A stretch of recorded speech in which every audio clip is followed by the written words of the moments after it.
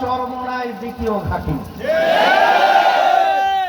এর অর্থ আমার দাদাজান থেকে শুরু করে আমার আব্বাজান রহমাতুল্লাহি আলাইহি, আমি ছাত্র অবস্থায়ও আপনাদের বড়লগঞ্জে এসেছি। তখন আপনাদের যে ইসলামের প্রতি যে দরদ এবং আপনাদের যে প্রবল ভালোবাসা ইসলামের প্রতি আমি দেখেছি। আজকে ওই বৃষ্টির মধ্যে আপনারা আবার বাস্তবায়ন করে দেখিয়েছেন।